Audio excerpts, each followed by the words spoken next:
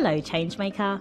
Welcome to the Innovation Room. A place for business leaders, Change agents and change champions. anyone who wants to know where digital transformation is taking us, A place that sparks ideas. and explores what's really possible with software and technology. Ready?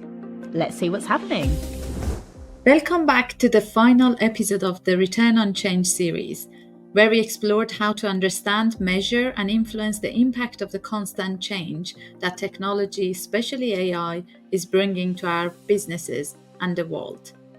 We couldn't finish this series without looking further into the future. Today's episode, the 2050 Horizon, is an exploration into the mid to long-term future of us with AI. Our guide on this journey is Jerome, a futurist. He is also co-founder and CEO of the Millennium Project on Global Futures Research, where he has been part of the team that prepared and published 19 State of the Future reports for the past 25 years. His long history of trying to understand the future of the world and his global perspectives and international collaborations are extremely valuable when it comes to understanding how to measure the return on change, how to prepare for the future we want to have, and the role of the business in that. I am Somayeh, CEO of Geeks. Please join me in the innovation room to stare at the horizon with Jerome. Hi, Jerome. Thank you very much for joining me in the innovation room. Shall we start with a quick introduction? I know you have a long career in in technology and futuristic stuff, but I want you to try to, if possible, make it a short introduction. Well, I've been involved in futures research since the 1970s. And I worked for left wing, up, down wing, up wing, around wing, different kinds of think tanks. And with my partner, Ted Gordon, who gave us the third stage of the Apollo rocket and was part of the early Brand Corporation, Delphi Forecasting, the two of us created the Millennium Project to be a unique think tank that would be distributed around the world and not on a particular issue or a particular country or a particular ideology, but house the whole game going in general and to improve our thinking about that. Mm-hmm. Wonderful. And as our tradition, who would you bring to the innovation room with you if you want to do some innovation work? Right. Dead or alive, fiction or real? You have all the freedom. I thought of four folks. First of all would be Socrates, the greatest innovator in the history of philosophy. Another would be Herman Kahn, the heavyweight in futures research, and gave us scenarios and a lot of creativity stuff. And Timothy Leary, who also gave us a lot of creativity. And then Ellen Burstyn, the actress, who in my experience was the most powerful woman and wise woman I'd ever met in my life. So the four of them would be what I'd pick. Would they get along, you think? Well, I did have a panel discussion, believe it or not, between Herman Kahn and Timothy Leary. I mean, these are as about different icons within the American culture as you can get. Yes. But they told jokes back and forth all the time. I had to interrupt and say, would you guys get serious? But they were working on different things. I mean, Herman says, I'm working on the security issues. Mm-hmm. And Timothy says, I'm working on the opportunity issues. I mean, so they're two different jobs. Yeah, you do want different opinions when you do innovation. You do want the diversity, definitely. Well, great. Shall we start with, so this episode is part of the Return on Change series we have. When we have been looking at where the journey of transformation initiated or accelerated by technology, specifically AI, is changing the world, and how businesses can identify and be intentional about the return they get from that constant change that is happening, and how they can be intentional about it. Given your background, what you do, your expertise, I can't help but coming out of the middle of all the conversations we have had and have a bit of a horizon looking. So talk to us about 2050 Horizon project and what you have done, and how do you see the changes of AI, of the changes that AI is bringing to the world? Right. We did, the Lennon Project did 3 alternative scenarios out to 2050 on those questions. And those, each one is about 10 pages long. So it's not what passes for scenario planning, where they describe 4 alternative futures and then say what works in each one. Well, how did you get there? This stuff in the middle, that's the meat. That's the hard part. So each one of those goes through the hard part with different assumptions. One is like business as usual, basically says good decisions and stupid decisions, like like today, and how does that turn out? And then one is dumb decisions on AI and so forth, and how does that turn out? And then if we really get smart, how does that turn out? Now, what's in common with all those things? One is the assumption, we wrote these a couple of years ago. They're still quite, yeah. And they'll be useful, hopefully, all the way out to 2050. Anyway, one was that artificial narrow intelligence that we have today, single purpose and so forth, and it can have many different things and all that, but still one direction, goes into artificial general intelligence. In other words, creative like us, that we can do all kinds of different things and better than we do it. The general AGI, artificial, likely to occur within 2030, 2035. That's still more or less the consensus, although some people will say 5 years. It's possible. But since you're going out to 2050, then we assume that artificial superintelligence will be the dominant force in the world at that time.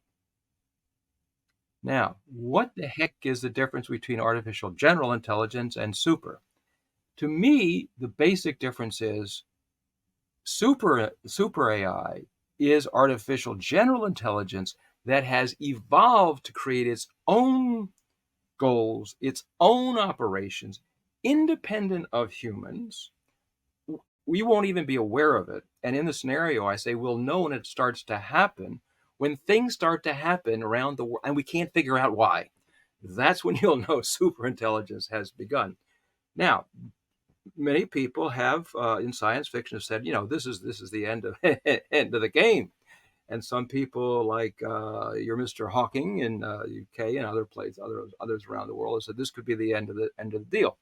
Well, that's at the end of the deal if the second scenario sort of happens, which is we don't anticipate and we don't regulate ahead of time.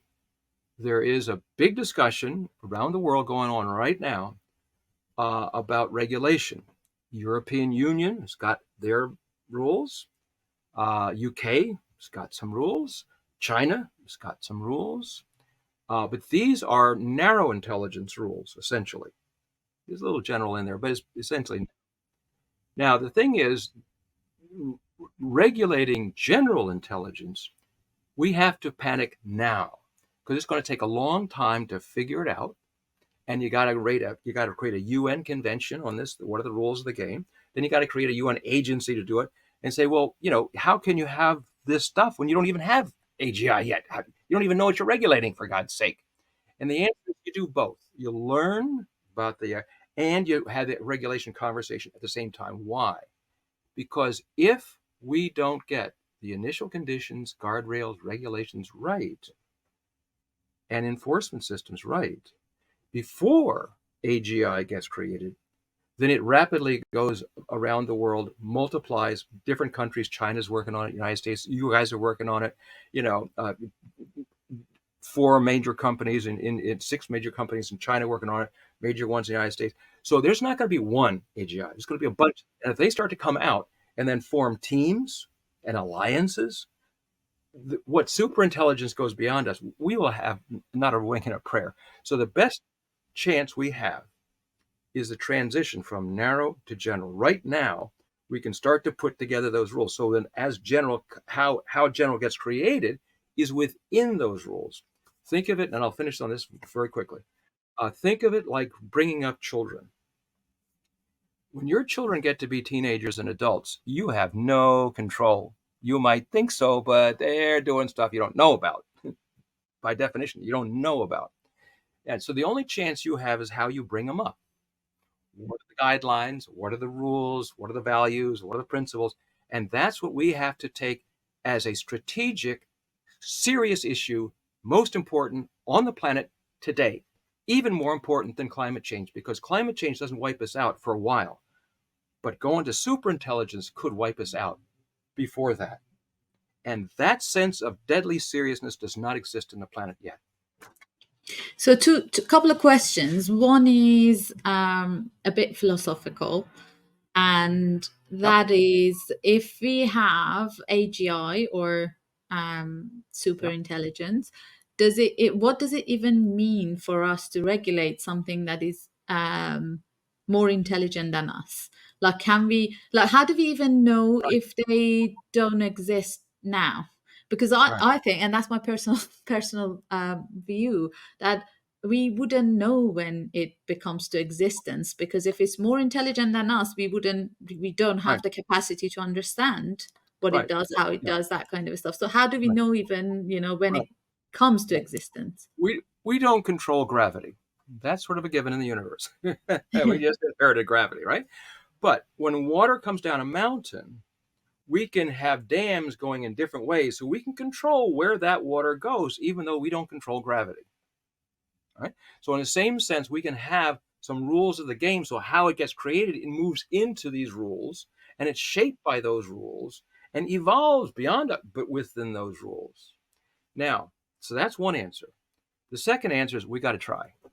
There are some people. We did a study just recently on 55 AGI leaders around the world on 22 questions, and one group more or less says, okay, we may not be able to figure this out, but we got to try. And I mean, that's the answer. An analogy. We all know the Cold War. Now, historians will generally agree that when two or more great powers confront each other, sooner or later, they use the weapons of the day and then invite some along the way.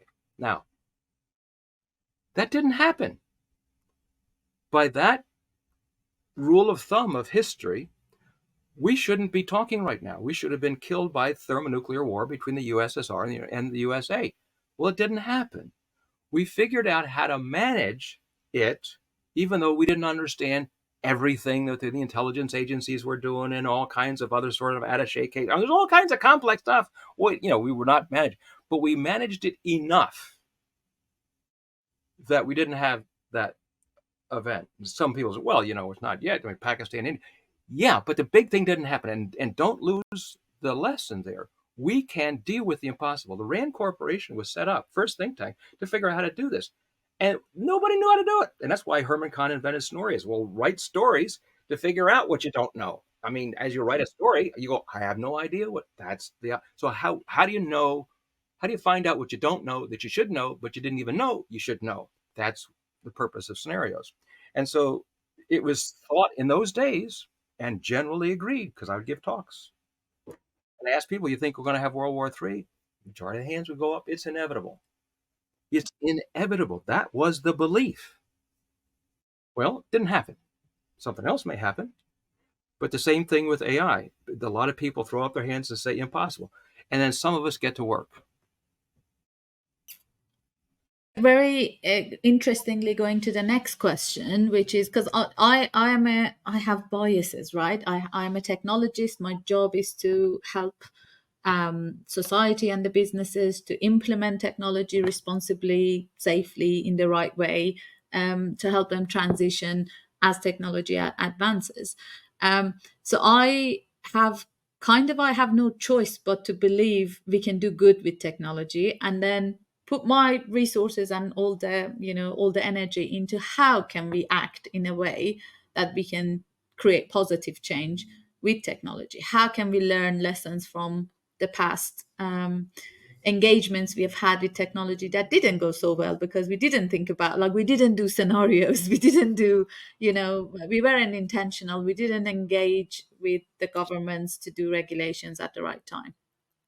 So that's like, I'm an optimist in that sense, that we will figure out as humans how to evolve. And I see AI our next evolution. As humans, we didn't need to learn, we didn't need to evolve to fly. We built airplanes. We didn't need to evolve to run faster. We created cars. So for me, it's like we didn't need to become more intelligent. We create artificial intelligence to be able to process faster. So for me, that's like our inevitable evolutionary path. But the question I have is like, and you have been in predicting the future, in a sense of scenarioing the future, what could happen, to be able to do something about it from years ago. And we were having a chat before starting recording the podcast about climate change, and how it's been extremely hot few weeks here in UK as well as the US and everywhere else, and how you said we've been talking about it in 70s, and this is what we predicted would happen. So what is it that you predict that is going to happen, or what are the scenarios that you think are going to happen with the AI and application of AI, how we as a business community or society, we are going to engage in this transition? What are the scenarios that you can see, and how businesses can be intentional about which of these scenarios we put our effort and resources behind, so we can have a choice in the future we are creating? Yeah. I don't predict per se. I take bets. That's as a person, it's not as a professional. Yeah, I take yeah, bets. yeah. But so we talk about alternative possibility. With this Yes. assumption, we predict this. With this assumption, Yeah. what will happen? Hey, an extraterrestrial could land on your place, and all bets are off, right? Yes. Yes. What I would say to your listeners is to play with what you can do for free right now, just to play around. The more that you play, the more you'll stimulate your thinking about how to use this in your business, in your life, and so forth. And you're giving feedback to these folks as well. And you'll very quickly realize, I believe, that it will speed up your work. Like, for example, I'm working on a UN convention on artificial general intelligence. Okay. So I put in the assignment to the different artificial intelligence groups, the Claude thing, the GPT, the different ones, and so, and then I compare them. By the way, you have to do that as well. Same question, same information, see how they do it. And what it does is it saves me some time, because it gives me some of the boilerplate nonsense that I don't want to deal with.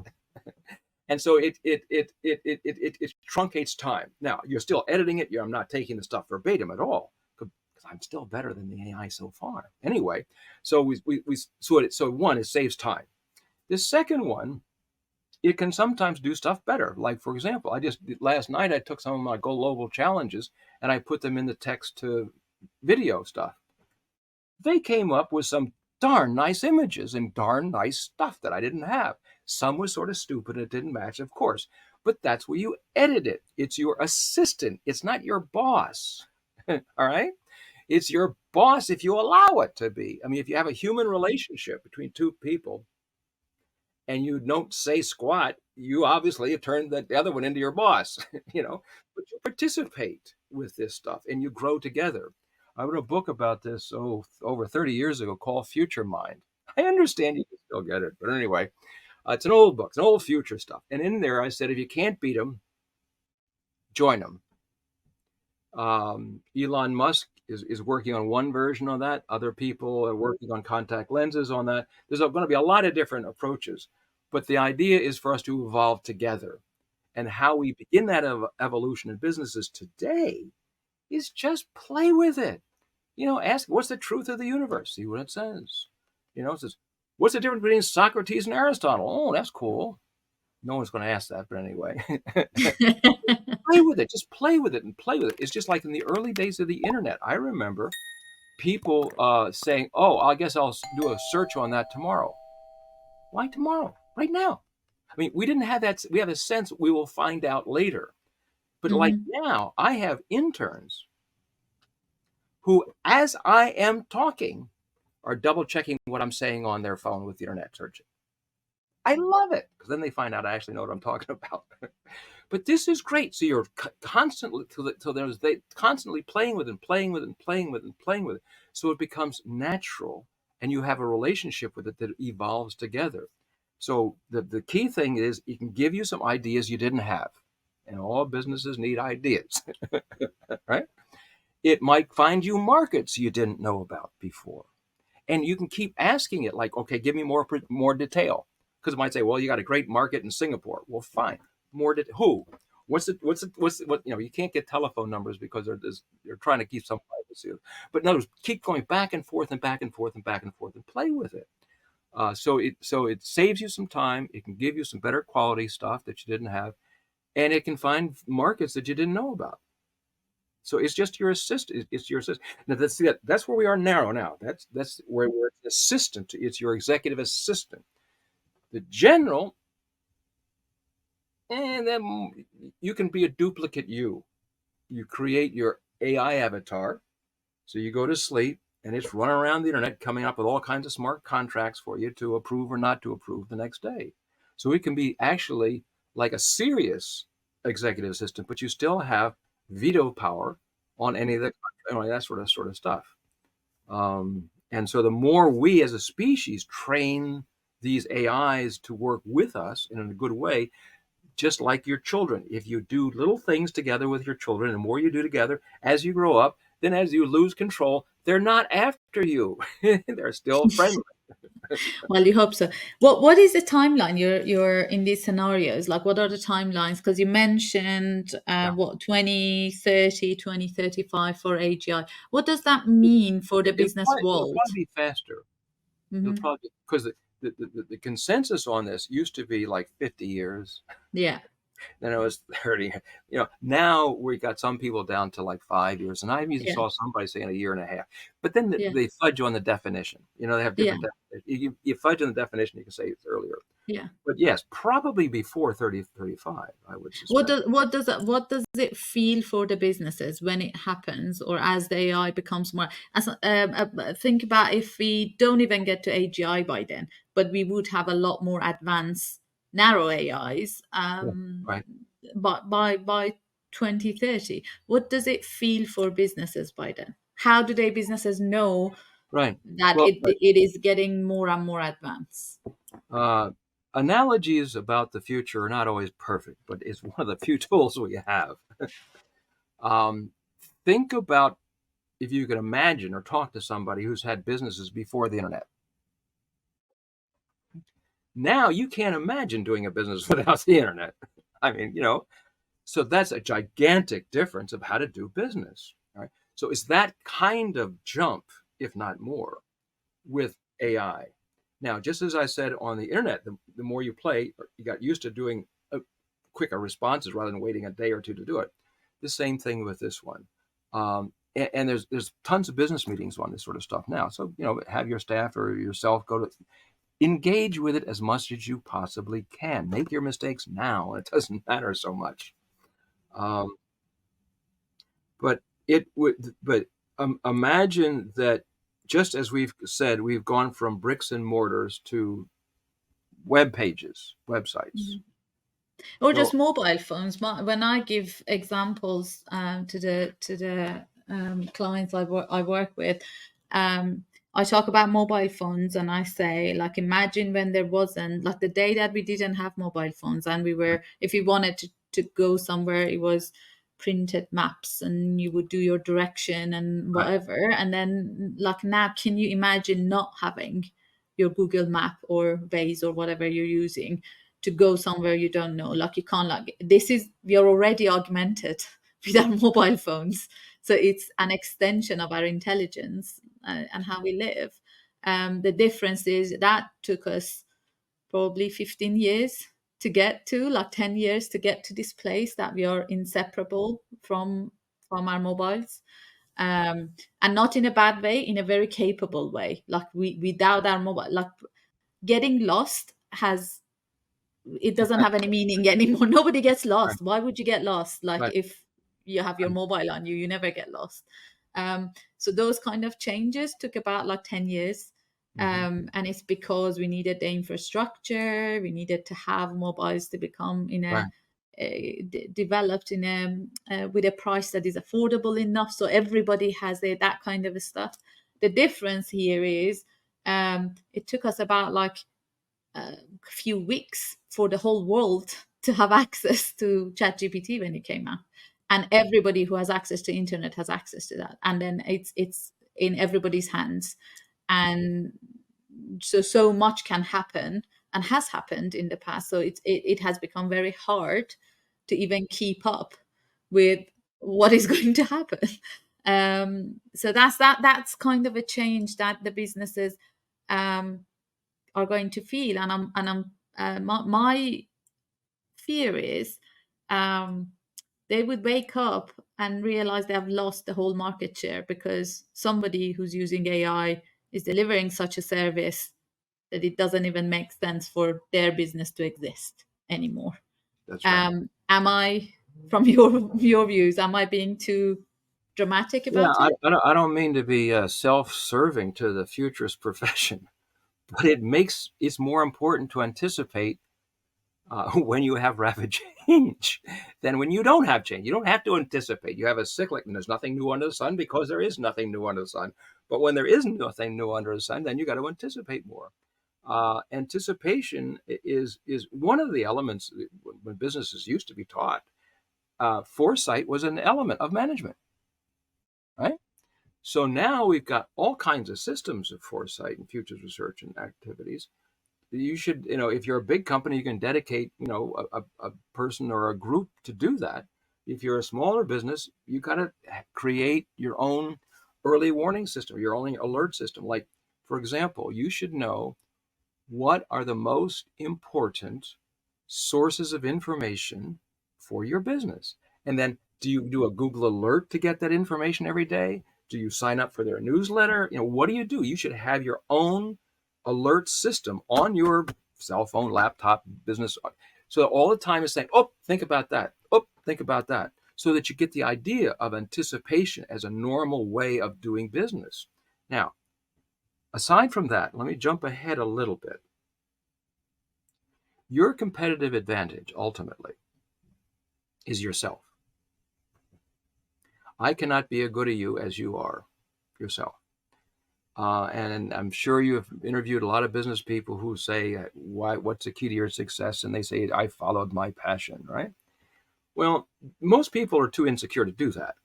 However, when you have all this AI assisting you, it starts to be easier for you to find markets for your passion.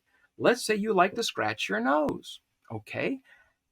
AGI, go out, find the best interested people in scratching the nose that'll pay me €1 to watch how I scratch my nose. Well, maybe there's only 50 people in the entire world out of then 9 billion people or so that are interested in scratching the nose. But that throughput of your own activity. So a lot of businesses of manufacturing, as you know, are being automated. A lot of the knowledge businesses are being automated, etc. So that continues on. What goes up next? Who are we? What do we want to be? What do we want to become? In the past, we learned how to fit in. All right. What you're fitting into is changing too quickly to fit into it easily. So it's more like, instead of the old idea, the information revolution meant you had the market in the middle and then everybody revolves around it. All right. The revolution was when the orbit becomes a center point and you change the orbit, right? Except it's for everybody. Everybody becomes, just like in physics, we know everybody is the center of the universe. So how can you have, billions of centers of the universe? Well, that's the way that physics works. Same thing with the information economy. We're all surrounded right now by 2/3 of the world on internet. Right? Now, out of 2/3 of the world, there's got to be enough people interested in paying you to do what you want to do. Very simple example. Let's say I'm going to go to Paris. I want to go to the Louvre. So I put in my AI avatar, find the most interesting people in the world to go to the Louvre with, who will pay me €1. And so it picks these 50 interesting people around the world, pay me €1, so I got, or £1, sorry, £1. And I go to the Louvre, and because they're interesting, they're saying, hey, what about, and they were talking. So it makes my experience really interesting. And I got £50 for a pretty nice lunch. So the idea is, how do you, it's because a lot of social media actually is like training wheels for this. It's like the early, how do you build up your markets around the world? Right now, it's just voluntary stuff. It's just getting you. But as you figure out how to monetize, in a sense, your hobby, your interests, or some parts of your businesses that you really like to do yourself, the other parts, let the AI take over, that sort of stuff. But so that you become what we call a self-actualizing economy. You're making money on evolving yourself. And if more and more people do that, then they can talk about synergies relationships. Because right now, if we're going for the same market, I'm trying to figure out a competitive advantage, competitive strategy, competitive intelligence, right? How do I get you down, right? All right. But if I am my own evolution's activities and you are you, I might be more interested in what synergies are possible with you, because I don't need to knock you out, because I'm the guy going to the Louvre. You're going somewhere else. I don't care about that. But is there some synergy between where you're going, where I'm going, that I didn't even think about? So then Yeah. we go for our dinner. Well, I get what you're talking about, and I think there is a lot of interesting truth about it, because we have a lot of inefficiencies in the way we have organized Yeah, ourselves as humans, including how do we do business. right. So the way we reach to the people or find the people who would be interested in what we offer is very, very inefficient way of doing things. Or we have so much resources, we waste them so much because we don't know how to organize them in the right way. We shouldn't, with the amount of food we generate in the, or is there at the in the world, we should be able to feed even more humans than what we have, but we still have poverty problems, or those kind of things. So I completely understand if we have AI who would be doing it more efficiently, it's kind of getting to the life of abundance, because we have enough resources that we don't have to fight each other for, including doing business, including doing other things. And if we get to that place, it's almost like you do the work that you like to do, That's the idea. because you don't have to It's the have a idea. lot of waste to get to the part that you like to do. So I get that part. But can you give us a transition path or a couple of scenarios? How do we get there? Because that seems a bit too far for where we are today. I would say the transition path, well, there's a lot of transition, but one transition path is, think about what you really want to do, what you really want to be. All right. But you're not going to put all your chips on that right now. You're still doing your day job. But what you can do is you can use your artificial intelligence to say, who or what in the world is interested in that? And start to go back. And by the way, with a lot of the AIs, people don't realize you can put stuff in and then say, give me more detail, or I don't agree with that, or do a better job. Treat it like as if it was a sentient being, going back and forth. And so from whenever you find yourself bored to death, do some more work on that. So you have it as a side activity over here. It's like a hobby. So it's like you're developing your hobby. What's the market for your hobby? Well, you don't have to do it tomorrow morning. So you got years. So you develop this so that as these other things, knock out your markets and your businesses and your products and so forth, you can slowly evolve from your hobby to yourself, rather than fitting into structures that are going to be changing anyway. So it's like Tai Chi. I'm using my hands here. Tai Chi. So I would suggest people to do that right now. Start to play around Yeah. with it. Keep a little file like tomorrow's fill or something. So when you do some AI stuff and you, oh, that was a cool idea. Oh, that's an interesting market. Oh, here's some people. That's interesting. And you start to build up, just like you do your market research in regular business. You can do market research for yourself. Mhm. And I think that's very true, because we need to learn to evolve to be augmented with artificial intelligence, so to have a higher intelligence, and be able to work with it. But how about the businesses? What do they do the businesses of today, because we are changing. So one of the changes that I anticipate, and obviously I'm not the only one, anticipate that is happening, is that we stop charging on time and material, and we need to start charging or running our businesses on outcome. Because if we have AI who could do things faster or more advanced than what we have resources to do, then it doesn't make sense to charge on the time and material anymore. So we have to commit to a commitment, to an outcome that we are giving. So that's a big transition for a lot of businesses, that their business model is based on how much time they spend on something, being it food, being it, and it might be directly time and material, or it might be indirectly time and material. How do they price, for example, the food is depending on how much time do we put and what are the ingredients cost us.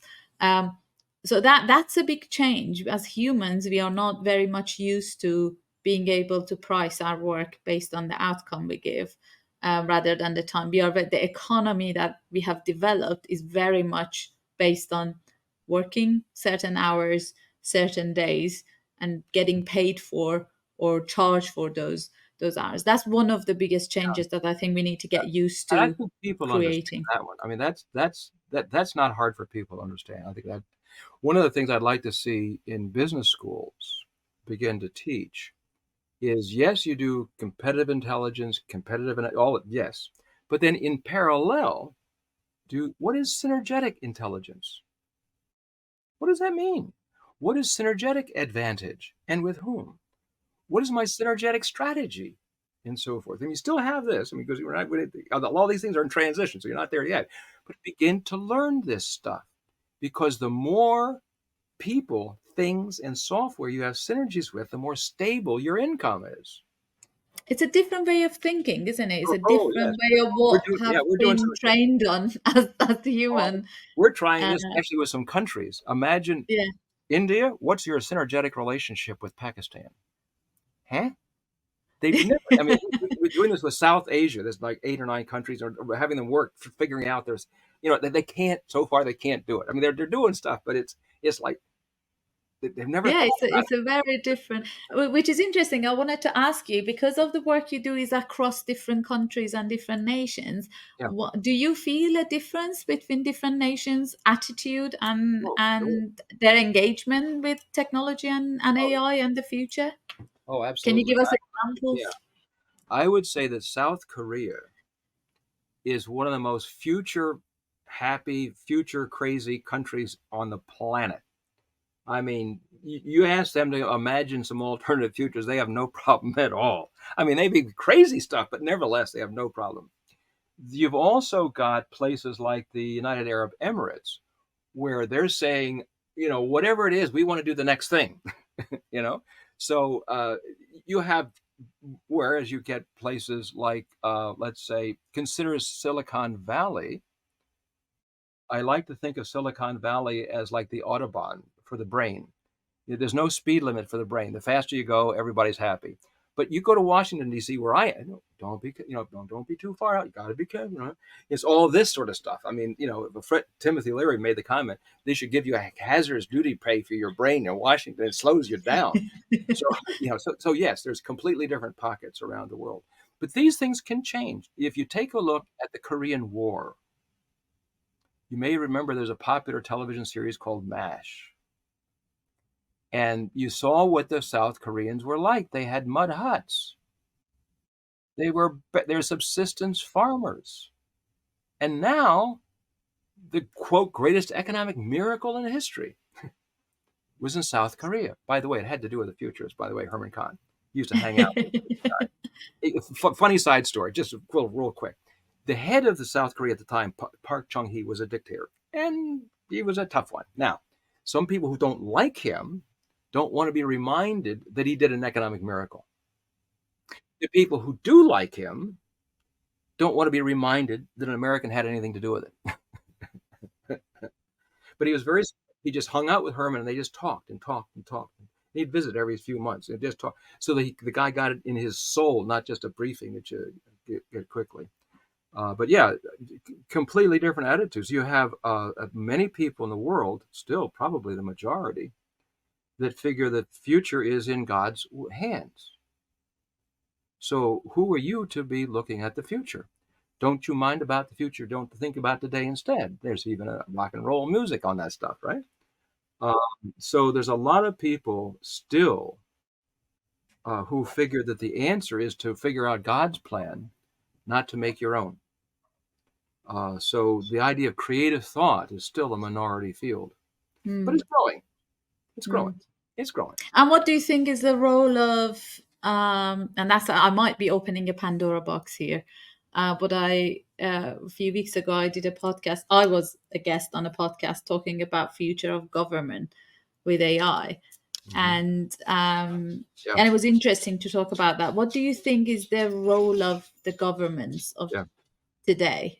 Well, this very much goes back to what we first started talking about. We got to get the regulations now, because later it'll be too late. But the idea, I mean, consider London or consider Cairo or Sao Paulo. These cities are way too complex to manage by a few human beings anyway. So think of an analogy here. The human body, we have an autonomic nervous system. The circulatory system, narrow AI. Endocrine system, narrow. But then the brain is the general intelligence, okay? So what we're doing is we're automating civilization in the urban environment, and that'll all be AI interconnected. And it'll be an ongoing thing, which then frees up the human, just like having the autonomic nervous system taking care of digestion frees up my brain to think ahead. So we'll do the same thing for civilization. So I think that the idea of governing systems becomes automated, plumbing, all the rest of it, just like our systems are automated. But we haven't automated our brain yet. So by that analogy, that's what I would do. So you still have governance among human beings, but what you're governing can be different. You don't need to govern the electric grid. You don't need to govern the traffic control, etc. But you might want to govern how do you make humans more good, and how do we evolve? I mean, that becomes polis, the idea that the group, that how do you make us a better civilization? Because right And do now, you think if you're a mayor of London, you don't have time to answer questions about, well, how about the future of civilization? Sorry, Charlie, I got this traffic problem over here, and I got this terrorist guy going on. Give me a break. Yeah, absolutely. And I think that's even harder to imagine the transition of a government, because think about how our governance models or our government or elections or whatever changes. It's happening now. I mean, right now, like I'll give you a simple example. We have a big river in the middle of the United States called the Mississippi. But when it floods, there's a whole bunch of sensors all the way down, and there's a software that controls what does what where, which means that some people get damaged and some people don't. They're human decisions. Anyway, that now is a software decision. Right? Before it was, hello, James, I want you to get the dam. Humans had to manage it. So we're in that transition now. Think of how many management things you had to manage 30 years ago that you don't manage today. Look at agriculture. Much of agriculture in the world, in the advanced countries, is automated. When do you sprinkle? Well, let's ask the satellite. I don't go out in the field and measure the dirt. The sensor's there that measures the dirt. So an awful lot of the management of agriculture has been all automated. So in a sense, that government of agriculture has been mostly managed. But what are we going to plant? That's still a human decision. Where might it say, that's still, we can be augmented with some intelligence and so forth. But there is the issue, which is deadly serious, is if we don't do the transition from narrow to general right, then how super takes over government might not be to our advantage.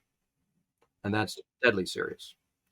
Deadly serious. So the idea of AI taking over government, it will take over more and more and more and more of government functions.